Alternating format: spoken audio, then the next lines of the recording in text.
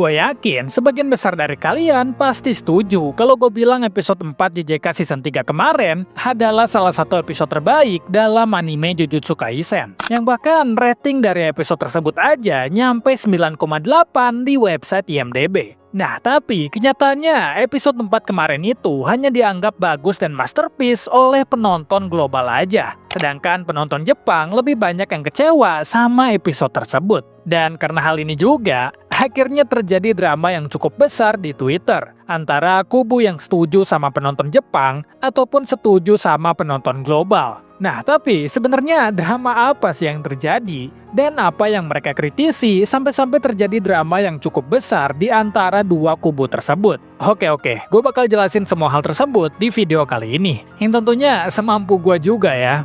Nah, jadi drama ini asalnya dari Twitter, yang dimana awalnya ada tweet dari orang Jepang yang nama akunnya Makura Aimers. Dia itu kurang lebih ngekritik penonton global yang cuma fokus sama hal-hal berbau aura farming dan animasinya doang. Sedangkan buat story-nya, kebanyakan dari mereka itu nggak peduli. Makanya, para penonton global ini menyebut kalau episode 4 ini masterpiece, bahkan dikasih rating 9,8 di IMDb.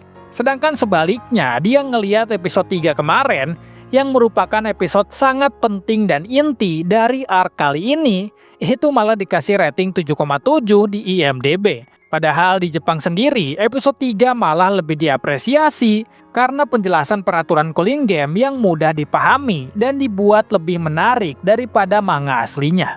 Nah, di sini sebenarnya untuk awalnya ya, sesuai sama yang gue bilang tadi, itu ada orang Jepang yang mengkritik penonton-penonton global ini tentang kok bisa episode 4 itu mereka rating sampai 9,8. Sedangkan ya dia menilai kalau misalnya episode 4 nggak sebagus itu, ya memang nggak jelek sih. Dia pun nggak bilang kalau episode 4 itu jelek gitu. Dia itu hanya menyebutkan kalau misalnya episode 4 itu memang nggak seharusnya 9,8, dan dia pun bertanya-tanya gitu loh, kenapa bisa-bisanya episode 3 kemarin yang merupakan episode yang sangat-sangat penting, itu malah dikasih rating 7,7. Jadi dia mungkin ngerasa awalnya ya, kayak ngerasa ini penonton global nih apa-apaan sih gitu.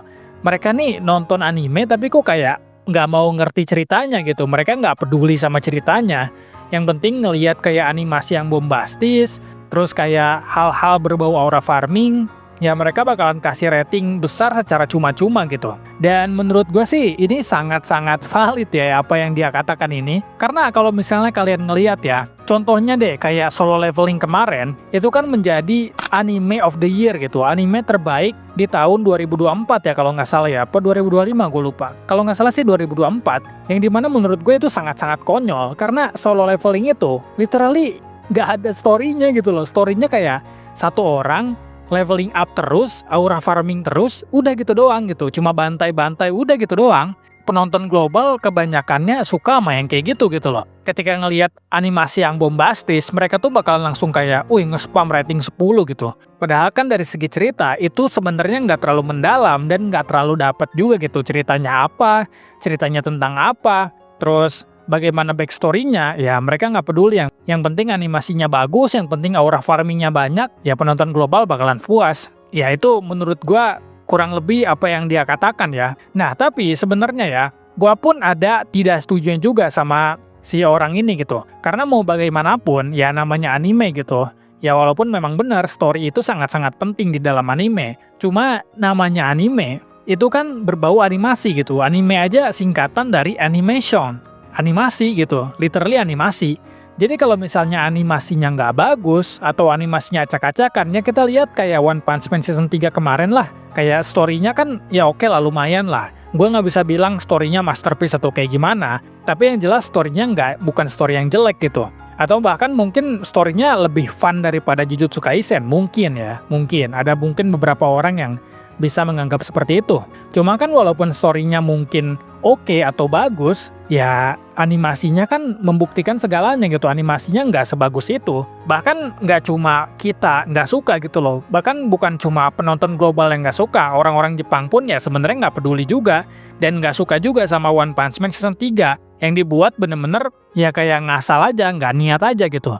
Jadi menurut gua, ya gua ada setujunya sama orang ini tentang penonton global itu cuma peduli sama animasi, story-nya mereka nggak perhatiin sama sekali, makanya ngasih rating nggak masuk akal kayak 9,8. Tapi gue pun ada tidak setujunya juga, karena ya anime ya namanya anime pasti animasi gitu. Jadi sebenarnya para fans-fans Jepang ini nggak cuma dia doang ya, nggak cuma dia doang yang nge-tweet, ada banyak juga kan balasan-balasannya. Itu ya kurang lebih bilangnya kayak gitu. Bilangnya kalau misalnya episode 4 ini itu kurang build up, kurang ada pendalaman karakternya. Memang dari awal kita diperlihatkan kalau misalnya Maki itu kan sangat-sangat dibenci sama keluarga Zenin gitu. Memang kita udah ngelihat semua hal tersebut, bahkan di episode 4-nya sendiri kita ngelihat kalau bapaknya sendiri gitu, bapaknya Maki itu mencoba untuk menghabisi mereka berdua, Maki dan Mai, karena dia emosi kalau misalnya dia itu nggak bisa jadi pemimpin keluarga gitu. Ya kita memang diperlihatkan hal tersebut. Memang sih, gue ngerasa kalau misalnya di episode 4 kemarin itu,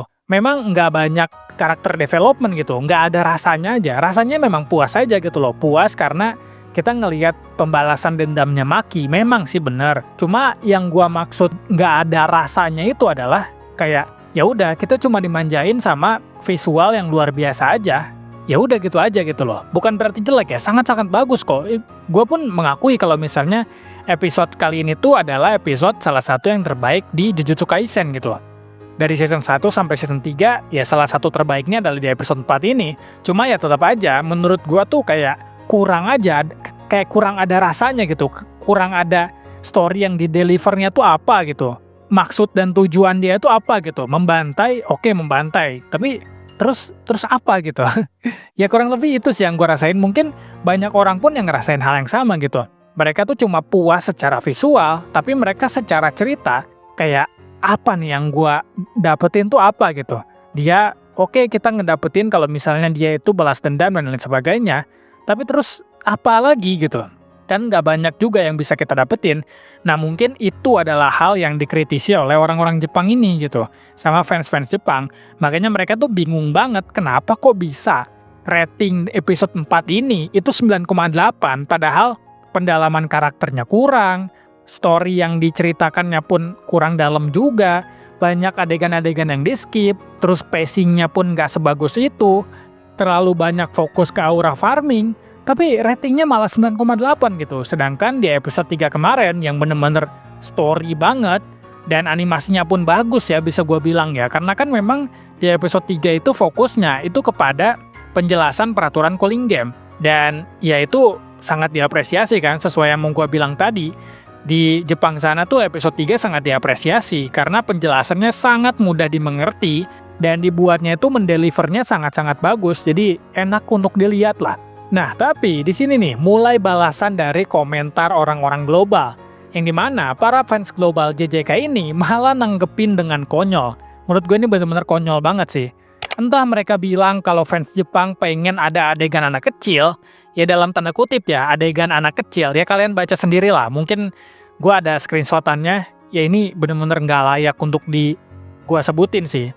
Karena mereka itu fans-fans global ini kayak, oh fans-fans Jepang itu pedofil, makanya mereka pengen ada adegan-adegan anak kecil, yang dimana itu stupid banget sih, pendapat yang menurut gue stupid banget. Fans-fans global ini otaknya pada nggak ada anjir. Atau mereka bilang juga gitu, kalau fans Jepang itu cuma pengen fan service yang lebih banyak, karena mungkin mereka itu menganggap kalau orang-orang Jepang ini marah, karena kurang fan service, kurang ada adegan-adegan yang ya kalian tahu sendirilah. Yang dimana ya sekali lagi ini adalah pendapat yang sangat-sangat stupid gitu, sangat-sangat bodoh banget. Mereka tuh bener-bener nggak paham banget gitu. Atau ada juga orang-orang global ini, fans-fans JJK global, itu pada mengira kalau fans Jepang itu marah karena Naoya kalah di pertarungan. Ya pokoknya si fans-fans global ini bener-bener nggak ngerti konteks dan kelihatan banget gitu dongonya. Karena dari beberapa hal yang gue lihat ya, gue kan bacain komentar itu ada banyak banget kan di drama tersebut. Karena kan ya untuk research lah, gimana sih sebenarnya drama ini terjadi gitu.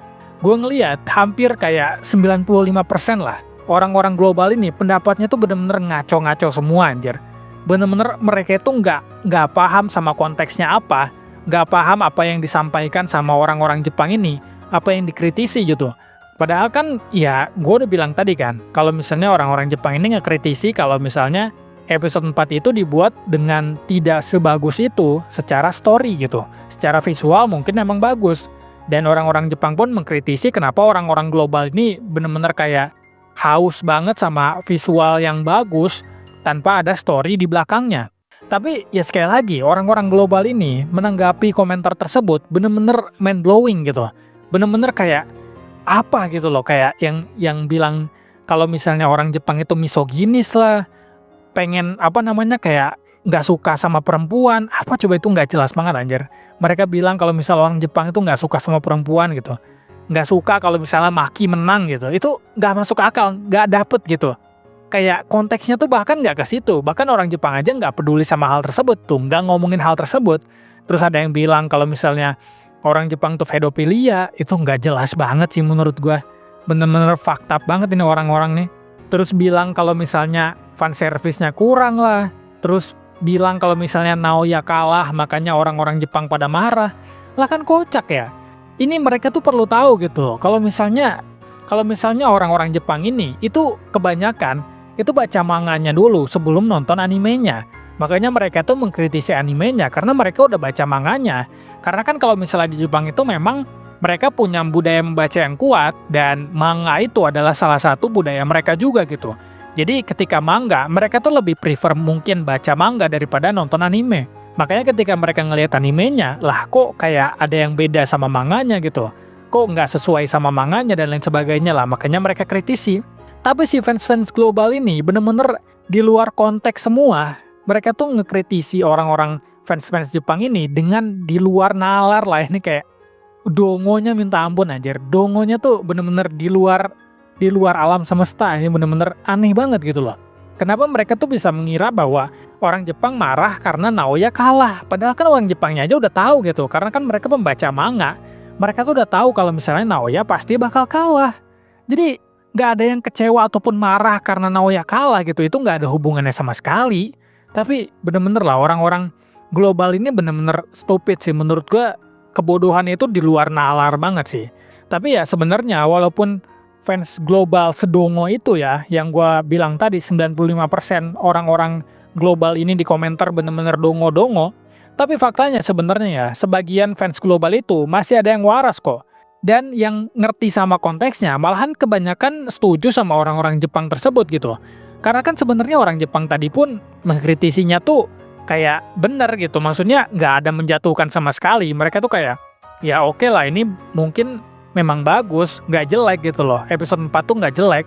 Cuma mereka tuh bingung aja kenapa kok orang global itu bener-bener ngerating setinggi itu. Sedangkan ya sebenarnya nggak seperfect itu juga gitu.